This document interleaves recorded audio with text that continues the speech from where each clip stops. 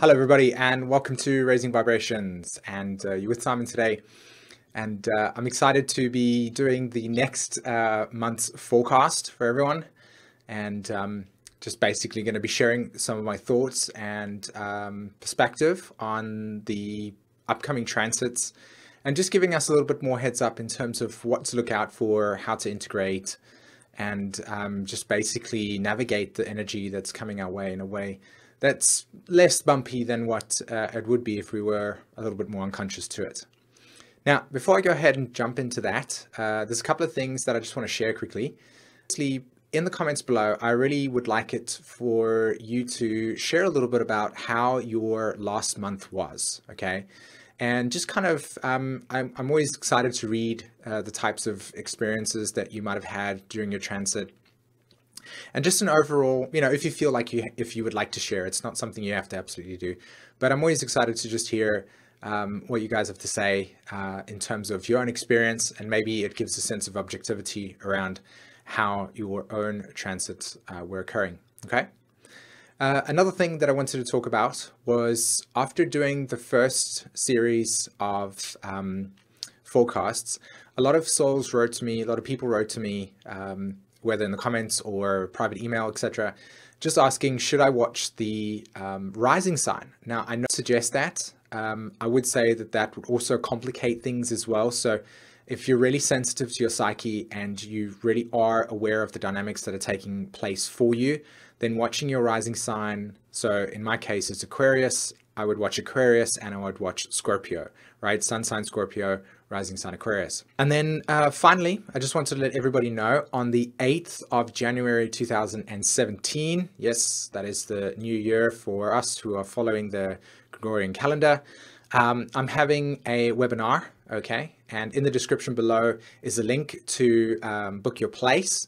And the webinar is basically a forecast for the year ahead, and I'll be hosting that for anybody that wishes to join, and just basically talking about the year ahead, looking at the types of dynamics that are going to be taking place, certain transits, etc.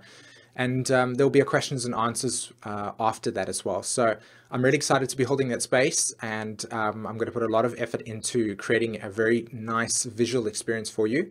So if you want to experience that, like I said, in the description below is a link, and you can go ahead and book your place, okay? All right, everyone. So with that being said, let's jump straight into our sun sign videos and have fun. Hello, my Virgo friends, and welcome to the sun sign forecast for January 2017. And today I'm going to be sharing with you a lot about what I see in your astrology for this month. So let's go have a look at this. Now, the chart you're looking at the moment is at the 2nd of January. And currently the sun is transiting your 5th house of your astrological chart, right? The sun's in Capricorn. And so for you, that's your 5th house. Now, with the sun transiting the 5th house, it's been there since the 21st of December. So a lot of the story for you has been about your creative self-expression, feelings of purpose, feelings of a sense of what is it that allows me to feel like I've got meaning in life, right? What is the purpose of my existence? What is my special destiny? And here I am to kind of experience that. Now, as the sun's been transiting there for some time, you've been dealing a lot with those feelings of, can I be emotional? Will people validate me? Can I be expressive in the way that I am, and allow myself to have a feedback come back that supports this idea that this is the direction I'm going in, right? So these are the types of themes and questions that can come up for you. So this is very much about developing emotional security and safety around creative self-expression and giving a sense of identity to yourself, to who you are, self-validation.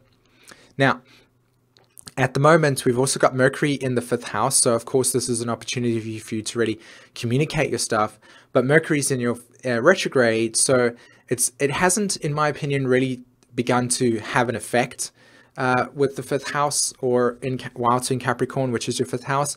I feel like the Mercury has actually got a lot to do with your 4th house and your emotional communication and the home.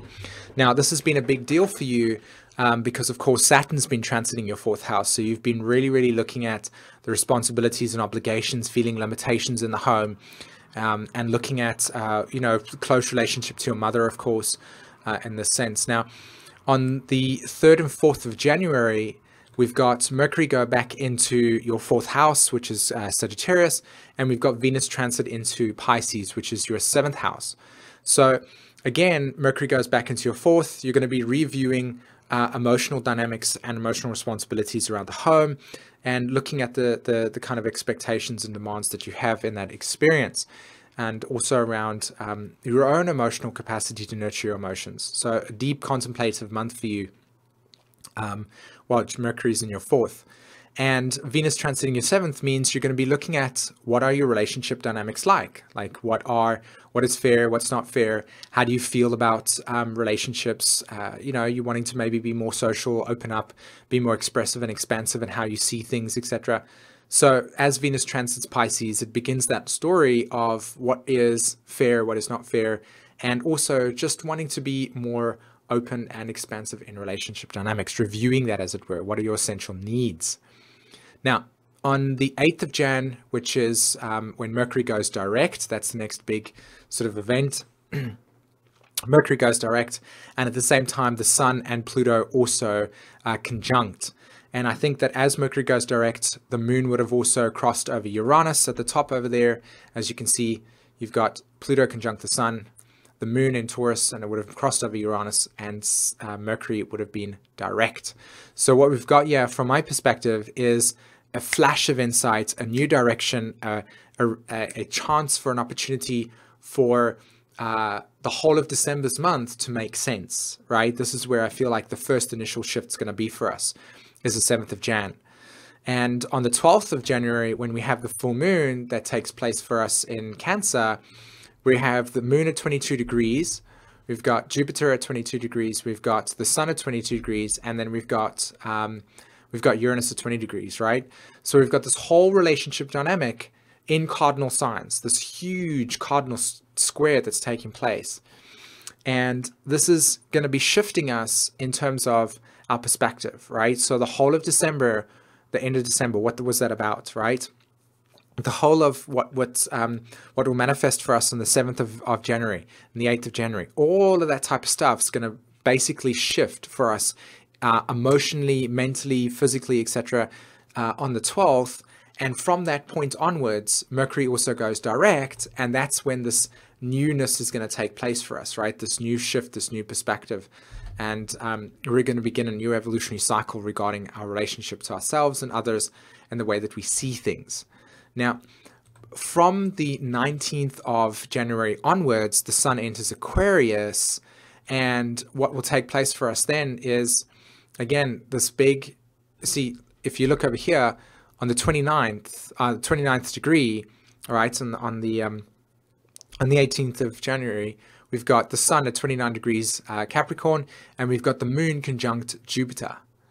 And so this shift, this symbolism over here will create deep frustration, deep sense of need to be liberated. And then, of course, on the 19th of January, we've got the Sun entering Aquarius, and that's when this huge liberation is going to take place for us. This huge sense of, okay, 7th is when we had these experiences that shifted us. The 12th, the full moon that takes place for us, that emotionally shifts us in a big way. That kind of gets us to find what the month of Capricorn, or the month of the Sun transiting through Capricorn, is about, right? And then as it hits the 19th, that's when we're going to be shock, new experience, and an entirely new evolutionary cycle is going to begin for us, where we're going to be initiating it. It's like emotional integration begins from the 19th onwards. And so for you, that's going to enter your 6th house of work. That's going to enter your 6th house of routines and showing up, wanting to be balanced, wanting to find yourself, dealing with all your feelings of inadequacy, what you're good at, what you're not good at, etc., and work environments. Now, for you, the 6th house is your natural home, so you're going to feel comfortable with this energy to a certain degree, depending on how much Pisces you've got. So as the Sun enters your 6th house, the shift from special destiny to meaning to purpose to purposelessness moves into, okay, how can I be more of service? How can I be more orientated to how do I achieve my dreams? How do I grow up here? What is it that I'm looking for in my life that's going to bring me a new personal direction? Okay, so how am I going to be competent in that? The word competent from the 20th of January onwards as the Sun enters Aquarius. Now, on the 27th and 28th, the 27th, we've got the new moon.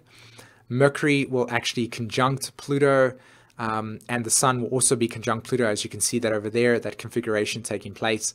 That will just be more along the lines of like deep emotional feelings will come up for you. That will be the end of the Capricorn cycle, and then the new moon that takes place for us on January the 27th at 8 degrees Aquarius. Okay, as you can see over there, my software doesn't actually allow me to do that as it moves it over. So that's a big deal, because that new moon is going to completely shift us in a completely different direction. So everything from, I feel, the end of December and what December was, that energy cycle is going to be completed, and we're going to be shifting into a new evolutionary cycle for you. Okay, and of course on the 28th of January, Mars enters Aries, which again is going to be a deep cycle for you around newness, new direction, and it's entering your 8th house. So limitations, intimacy, boundaries, opening up to new directions, all these types of things are going to come up for you. And I'll be talking a lot about this, of course, in next month's forecast, and expanding a little bit more about the Mars entering Aries and the liberation cycle. Now, the last thing that I did want to say, though, is that if you have a look, Venus has been transiting your 7th house, but as the sun enters the 8th house, as the sun enters Aquarius, and enters your 6th house, the sun will bring illumination to what the 6th house is, what Venus has been for you. Part of my language over here, Mercury retrograde, is really making it difficult for me to talk. But as Venus enters as Venus is in Pisces, it will be bringing relationship dynamics into play for you. But as the sun's moving through the 6th house, it's going to be shifting what you feel competent in, what you think is, you're going to be healing the relationship dynamics. That's what I'm saying to you with a sun transiting the Aquarius archetype. Because you must remember, from December up until the beginning of January, Venus was in Aquarius. So of course, as the sun moves into Aquarius, it's going to be illuminating what December was for you. Okay, so that's going to be also part of this process, the illumination of December, making more sense, and also emotional integration around this new perspective we're all going to have for the month of January. So things are looking good for us in that sense. Okay. All right, guys, have a fantastic week. And don't forget, the 8th of January, we're having that webinar. And until then, take care. Bye-bye.